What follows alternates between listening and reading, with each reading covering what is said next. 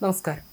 Thiruvananthapuram medical കോളേജിലെ surgical ഐസിയുവിലെ തീപിടുത്തത്തിന് ശേഷം മരിച്ചത് അവിടെയുണ്ടായിരുന്ന 5 രോഗികൾ. അതിനിടെ വാഹനാപകടത്തിൽ പരിക്കേറ്റ് ഗുരുതരാവസ്ഥയിൽ ചികിത്സയിൽ കഴിഞ്ഞ രോഗികൾ മരിച്ച സംഭവത്തെ തിരുവനന്തപുരം മെഡിക്കൽ കോളേജ് ആശുപത്രിയിലെ തീപിടുത്തവുമായി ബന്ധപ്പെടുത്താനുള്ള നീക്കം തികച്ചും ദൗർഭാഗ്യകരമാണെന്നാണ് മെഡിക്കൽ കോളേജ് പ്രിൻസിപ്പലും ആശുപത്രി സൂപ്രണ്ടും പറയുന്നത്. തെറ്റിദ്ധാരണ വരുത്തുന്ന വാർത്തകൾ നൽകുന്നത് ഒഴിവാക്കണമെന്നുമാണ് ഇരുവരും വ്യക്തമാക്കുന്നത്. ചികിത്സയിലുണ്ടായിരുന്നവരിൽ 5 പേരുടെ മരണവും തീപിടുത്തം കൊണ്ടോ അതിന്റെ പാർശ്വഫലങ്ങൾ കൊണ്ടോ സംഭവിച്ചതല്ലെന്ന് ചികിത്സിക്കുന്ന ഡോക്ടർമാരും ഐസിയുവിന്റെ ചുമതലയുള്ള ഡോക്ടർമാരും വ്യക്തമാക്കിയിട്ടുണ്ടെന്നും ഇരുവരും വിശദീകരണം നൽകുന്നു. രോഗികളെ മറ്റൊരു ഐസിയുവിലേക്ക് മാറ്റിയതുകൊണ്ട് അവർക്ക് പുതുതായി ആരോഗ്യ പ്രശ്നങ്ങൾ ഉണ്ടായിട്ടില്ല. മരിച്ച 5 പേരും വാഹനാപകടത്തെ തുടർന്ന് ഗുരുതര പരിക്കുകളുടെ ചികിത്സയിലുണ്ടായിരുന്നവരാണ്. ഇവർ മരിച്ചത് പല ദിവസങ്ങളിലായിട്ടാണ്. 5 പേരുടെയും പോസ്റ്റ്മോർട്ടവും കഴിഞ്ഞു. തീപിടുത്തവുമായി ബന്ധപ്പെട്ട എന്തെങ്കിലും പ്രശ്നമാണ് മരണകാരണമെങ്കിൽ അത് പോസ്റ്റ്മോർട്ടത്തിൽ തെളിയേണ്ടതായിരുന്നു.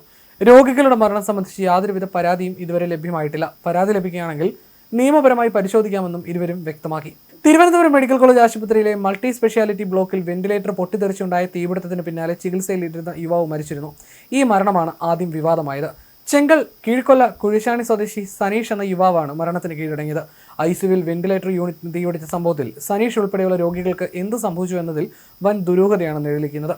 അധികൃതർ നിഷേധിക്കുമ്പോഴും തന്റെ പ്രിയപ്പെട്ടവന്റെ ജീവൻ കവർന്നത് ആ തീപ്പൊരിയാണെന്ന ആരോപണത്തിൽ ഉറച്ചു നിൽക്കുകയാണ് സനീഷിന്റെ ബന്ധുക്കൾ. ടൈൽസ് പണിക്കാരനായ സനീഷ് ജോലി കഴിഞ്ഞ് മടങ്ങുന്നതിനിടെ ബൈക്ക് മറിഞ്ഞുണ്ടായ അപകടത്തെ തുടർന്നാണ് ആശുപത്രിയിലെത്തുന്നത്. തീവ്രപരിചരണ വിഭാഗത്തിൽ ചികിത്സയിലായിരുന്ന സനീഷ് പതിയെ ജീവിതത്തിലേക്ക് മടങ്ങി വരികയായിരുന്നു. ഇതിനിടയിലാണ് കഴിഞ്ഞ 17-ാം തീയതി രാവിലെ ഐസിയുവിൽ വെന്റിലേറ്റർ പൊട്ടിത്തെറിച്ചത്. സനീഷിന് വേണ്ടി ഉപയോഗിച്ചിരുന്ന വെന്റിലേറ്റർ യൂണിറ്റാണ് അപകടത്തിൽപ്പെട്ടതെന്നാണ് ബന്ധുക്കളുടെ നടക്കുന്ന ആരോപണം. അപകടം നടന്ന ദിവസം സനീഷിനെ എങ്ങോട്ടാണോ മാറ്റിയതെന്നോ അവന്റെ അവസ്ഥ എന്താണെന്നോ അധികൃതർ കൃത്യമായി അറിയിച്ചില്ലെന്നും കുടുംബം പറയുന്നു. തീപിടുത്തമുണ്ടായ ദിവസം ഐസിയുവിൽ ചികിത്സയിലുണ്ടായിരുന്ന 4 രോഗികൾ കൂടി പിന്നീട് മരിക്കുകയായിരുന്നു. ഇതിൽ 2 പേരുടെ ബന്ധുക്കൾ മാധ്യമങ്ങൾക്ക് മുന്നിൽ പൊട്ടിത്തെറിച്ചു. തീപിടുത്തവും അതിനെ തുടർന്നുണ്ടായ പുകയും രോഗികളുടെ നില വഷളാക്കിയെന്നും ഇവർ ആരോപിക്കുന്നു. നില മെച്ചപ്പെട്ടുവെന്ന് ഡോക്ടർമാർ പറഞ്ഞ സനീഷ് പെട്ടെന്ന് മരണത്തിന് കീഴടങ്ങിയത് എങ്ങനെയെന്ന ചോദ്യത്തിന് മുന്നിൽ ആശുപത്രി അധികൃതർ മറുപടിയില്ലാതെ കുഴങ്ങുകയാണ്. തീപിടുത്തം മരണകാരണമായിരുന്നില്ല എന്നും സനീഷ് അതീവ ഗുരുതരാവസ്ഥയിലായിരുന്നുവെന്നുമാണ് ആശുപത്രി അധികൃതരുടെ വാദം. എന്നാൽ ചികിത്സയിലുണ്ടായ വീഴ്ചയെക്കുറിച്ച് സമഗ്രമായ അന്വേഷണം ആവശ്യപ്പെട്ട് മുഖ്യമന്ത്രിക്ക് പരാതി നൽകാൻ ഒരുങ്ങുകയാണ് സനീഷിന്റെ കുടുംബം. ഭാര്യ ലീനയും മക്കളായ എബിയും എബിനെയും അച്ഛന്റെ വിയോഗത്തിൽ തളർന്നിരിക്കുകയാണ്. പോസ്റ്റ്മോർട്ടം റിപ്പോർട്ട് പുറത്തു വരുന്നതോടെ മാത്രമേ ഐസിയുവിലെ ആ കറുത്ത പുകയാണോ സനീഷിന്റെ ജീവൻ കവർന്നതെന്ന് വ്യക്തമാകൂ. അതേസമയം ഈ സംഭവം അക്ഷരാർത്ഥത്തിൽ തന്നെ ഞെട്ടിച്ചു കളഞ്ഞെന്ന് പ്രതിപക്ഷ നേതാവ് വി ഡി സതീശൻ പ്രതികരിച്ചു. മരിച്ചവരുടെ ബന്ധുക്കൾ ഉന്നയിക്കുന്ന ആരോപണം അതീവ ഗൗരവതരവും അടിയന്തരമായി അന്വേഷിക്കേണ്ടതുമാണ്. തീപിടുത്തത്തിനിടെ രോഗികളിൽ ഘടിപ്പിച്ചിരുന്ന ജീവൻ രക്ഷാ ഉപകരണങ്ങൾ മാറ്റിയതാണ് മരണത്തിന് കാരണമെന്നാണ് ആരോപണം. അപകടനില തരണം ചെയ്ത ആഹാരം കഴിച്ചു തുടങ്ങിയ സനീഷിന്റെ ആരോഗ്യനില തീപിടുത്തത്തിന് ശേഷം വഷളായെന്നും പിറ്റേ ദിവസമാണ് മരിച്ചതെന്നുമാണ് ബന്ധുക്കൾ ആരോപിക്കുന്നത്.